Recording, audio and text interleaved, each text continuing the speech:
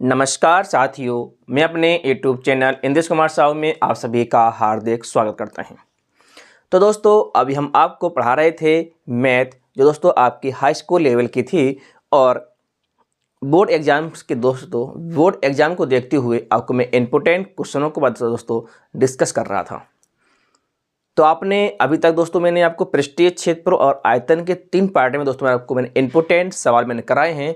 जो स्टूडेंट अभी तक दोस्तों इन वीडियो को ना देखा हो तो इन वीडियो के दोस्तों लिंक आपके इस वीडियो के डिस्क्रिप्शन में दी गई है, उसको ज्वाइन करके दोस्तों आप पूरी वीडियो दोस्तों लगातार दोस्तों देखते रहिएगा। उसी प्रकार के क्वेश्चन को मैं आज लगातार उसी श्रेणी को दोस्तों आगे बढ़ाते हुए आज मैं आपको दोस्तों प्रायिकता से संबंधित, जी हाँ दोस्तों, प्रायिकता आपका एक इंपॉर्टेंट टॉपिक है आपका, जिससे दोस्तों आपको 1 या 2 सवाल दोस्तों निश्चित ही दोस्तों बनते हैं बोर्ड एग्जाम में। तो आप लगातार दोस्तों चैनल पर बने रहिएगा और हम शुरुआत करते हैं। आपने आज का एक टॉपिक है दोस्तों आपका प्रायिकता। तो दोस्तों आपके स्क्रीन पर दोस्तों सवाल आ रहा होगा प्रायिकता का, तो इससे संबंधित आप सवाल को दोस्तों पढ़िएगा और फिर हम इसके सवाल को देखते हैं। दिया गया आपके स्क्रीन पर दोस्तों सवाल कि 2 सिक्के को एक साथ उछाले जाते हैं, प्रति 10 समष्टि तथा घटना दोनों शीर्ष प्राप्त होना, एक शीर्ष प्राप्त होना और दोनों पुच्छ प्राप्त होना को समुच्चय रूप में लिखिए। तो हमें दोस्तों इसमें क्या करना है, प्रति 10 समष्टि के रूप में लिखना है। तो हम देखते हैं इस सवाल को और लगाते हैं दोस्तों। बहुत ही आसान सवाल है कि हम इनको प्रति 10 समष्टि में किस प्रकार से लिख सकते हैं। तो दोस्तों आपका क्वेश्चन दिया है 2 सिक्के दोस्तों उछाले जा रहे हैं। कितने सिक्के दोस्तों? तो 2 सिक्के एक साथ उछाले जा रहे हैं। तो लिखेंगे 2 सिक्के एक साथ उछाले जाते हैं। जब दोस्तों दोनों सिक्के एक साथ उछाले जाएंगे तो दोस्तों इनका प्रति 10 समष्टि क्या बनेगी दोस्तों, देखते हैं।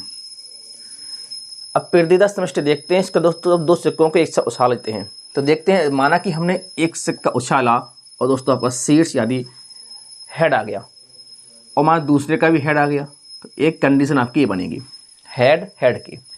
अब माना कि दोस्तों एक हमने सिक्का उछाला, उसमें आपका हेड आ गया, दूसरा उछाला तो टेल आ गया, तो इस प्रकार की दोस्तों आपकी दूसरी कंडीशन भी बन सकती है। हमने उछाला और आपका टेल आ गया और दूसरा सिक्का उछाला तो उसमें हेड आ गया, तो टेल और हेड, इस प्रकार की दोस्तों आपकी तीसरी कंडीशन बन सकती है। और चौथी दोस्तों आपकी कंडीशन बनेगी कि दोनों में क्या टेल आ जाए। तो दोस्तों ये बनेगी आपकी प्रति 10 समष्टि, 2 सिक्कों को एक साथ उछालते हैं। अब इसके आगे जो सवाल दिया गया है वो सवाल दिया आपका कि दोनों शीर्ष प्राप्त हों। अब कंडीशन क्या है कि दोनों शीर्ष प्राप्त हों, दोनों शीर्ष प्राप्त हों। अब दोस्तों दोनों शीर्ष प्राप्त होंगे तो इसकी दोस्तों क्या कंडीशन बनेगी आपकी, तो देखते हैं दोस्तों। यहां पर आप यहां पर और कुछ और कोई मान सकते हैं, हमने यहां पर इफ से प्रदर्शित कर दिया इसको, ठीक है। आप किसी से भी प्रदर्शित कर सकते हो, उससे नहीं दिक्कत।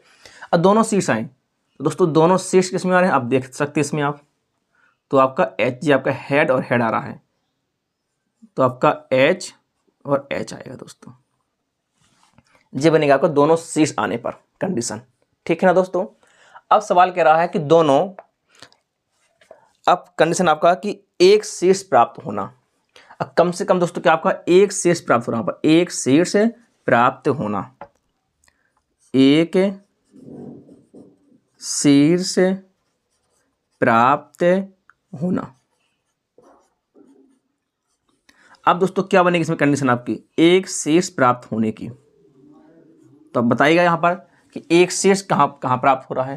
देखो एच मतलब हेड शीर्ष, दोस्तों आपका एच टी बन सकती है कंडीशन या टी एच। तो आपका एक शीर्ष आ रहा है, एक शीर्ष प्राप्त होना। दोस्तों यहाँ पर आपका एक शीर्ष यहाँ पर भी प्राप्त हो रहा है, यहाँ पर भी आपका एक शीर्ष प्राप्त हो रहा है। तो इस प्रकार से इसको भी लिख सकते हैं, ठीक। अब सवाल कह रहा कि दोनों पुच्छ प्राप्त हों।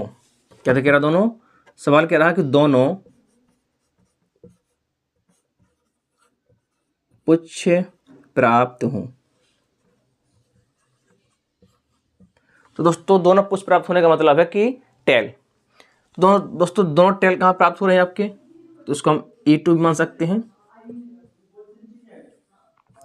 तो टी।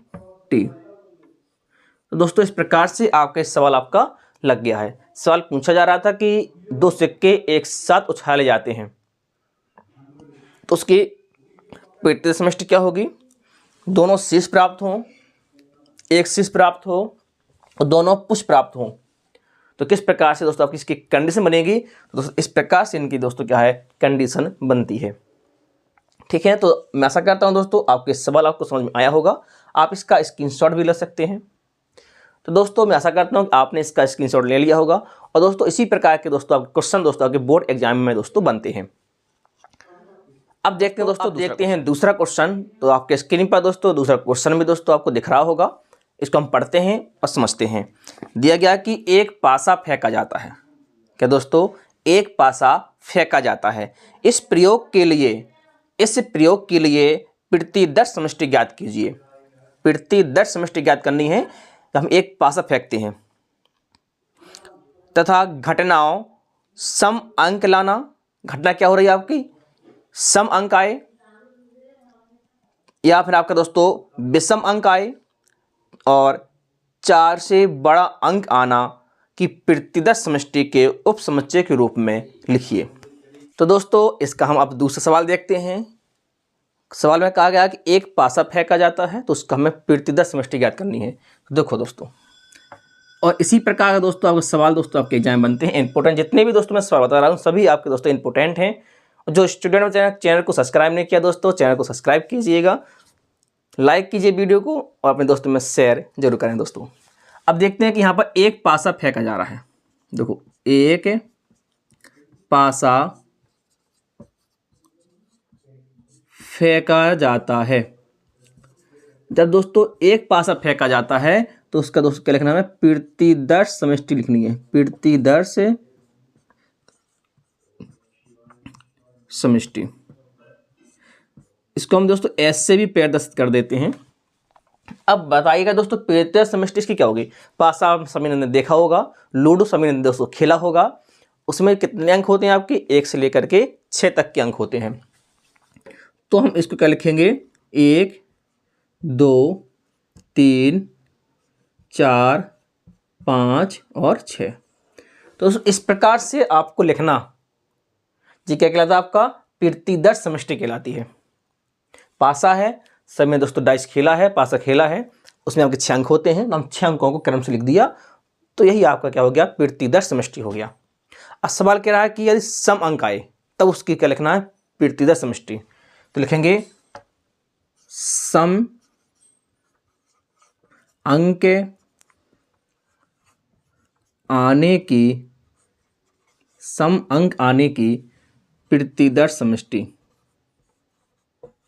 सम अंक आने की प्रतिदर्श समष्टि।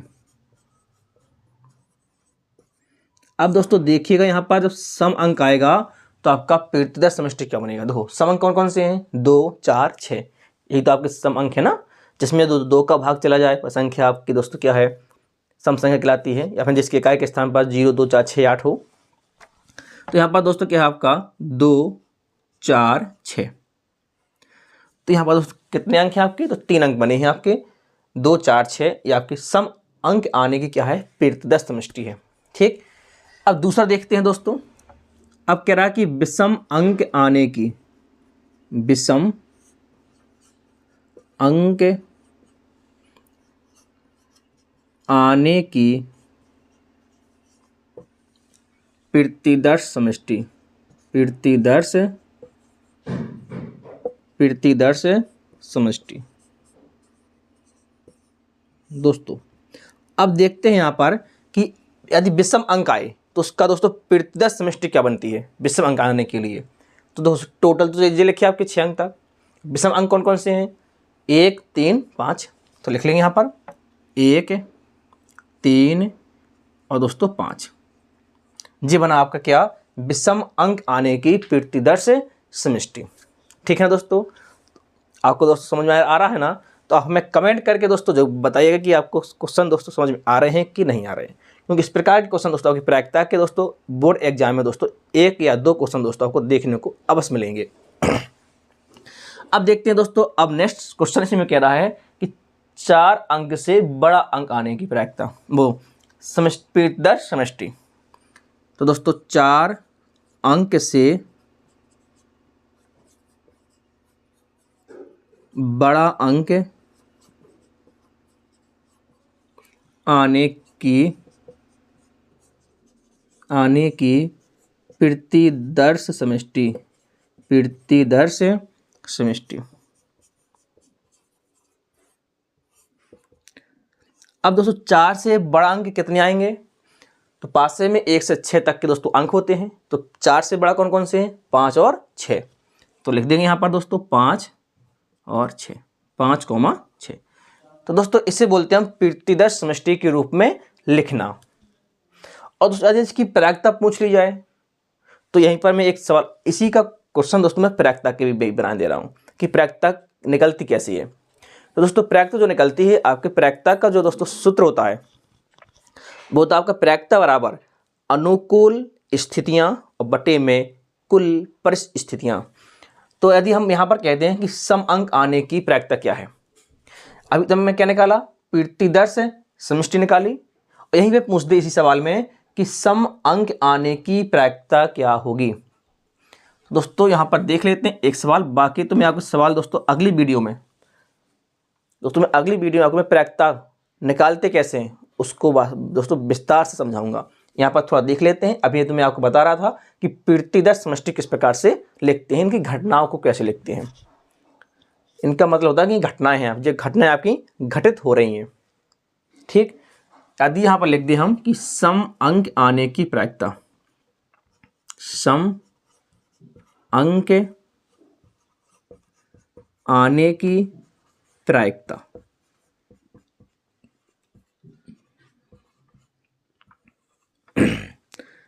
तो दोस्तों सम अंक आने की प्रायिकता क्या होगी? तो प्रायिकता का जो सूत्र होता है वो तो आपका अनुकूल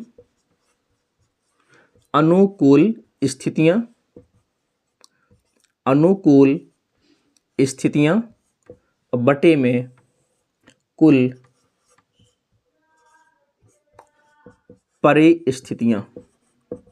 अब दोस्तों इसके बारे में हम समझ लेते हैं, इसका अर्थ क्या है। अनुकूल का मतलब होता है कि कितनी घटनाएं घटित हो रही हैं, और कुल परिस्थिति मतलब होता है आपका कि कुल कंडीशन कितनी है आपकी यहाँ पर। तो दोस्तों तो अनुकूल कितनी है यहाँ पर देख लेते हैं। क्या पूछा गया? सम अंक आने की प्रायिकता पूछी गई है।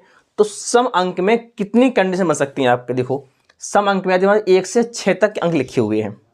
तो सम अंक आएंगे तो क्या दोस्त, 2 आ सकता है, 4 भी आ सकता है, 6 आएगा। यदि 2 आ गया ऊपर, 4 आ गया ऊपर, या 6 आ गया ऊपर, तो हम क्या कहेंगे कि हमारा सम अंक आ गया। तो कितनी बनी कंडीशन आपकी यहाँ पर? 3। 1 2 3, 2 आ सकता है, 4 आ सकता है, या फिर 6 आ सकता है। तो कितनी बनी आपकी कंडीशन? 3। तो इन्हें बोलते हैं अनुकूल स्थितियां, जो घटित हो जाएं, जो आपकी घटित हो जाती हैं। 3 हो गया बटे, अब कुल परिस्थितियां मतलब पूरी कंडीशन कितनी थी? तो पासे में कितने अंक होते हैं? 6। 1 2 3 4 5 6। जब पासे में 6 अंक हैं तो इसे बोलते हैं कुल परिस्थितियां। तो कितनी हैं आपकी? 6। अब इसको काट देंगे तो 1/2। जी हाँ दोस्तों, आपका आंसर हो। इसे इस प्रकार से क्या निकालते हैं दोस्तों? हम प्रायिकता निकालते हैं। इस प्रकार से प्रायिकता निकालते हैं। आपको मैंने अभी सब अंक की प्रायिकता बताई है। तो दोस्तों इस वीडियो में मैंने आपको प्रवृत्ति दर समष्टि के बारे में समझा रहा था। तो एक सवाल मैं आपको यहाँ पर प्रायिकता का भी समझा दिया कि प्रायिकता निकालते कैसे हैं। ठीक है ना? तो मैं ऐसा करता हूँ दोस्तों, आपको एक क्वेश्चन दोस्तों आपको समझ में आया होगा कि हम प्रायिकता की दोस्तों हम प्रवृत्ति दर समष्टि किस प्रकार से निकालते हैं। तो आप इसका स्क्रीनशॉट ले सकते हैं। तो दोस्तों आपने इसका स्क्रीनशॉट ले लिया होगा।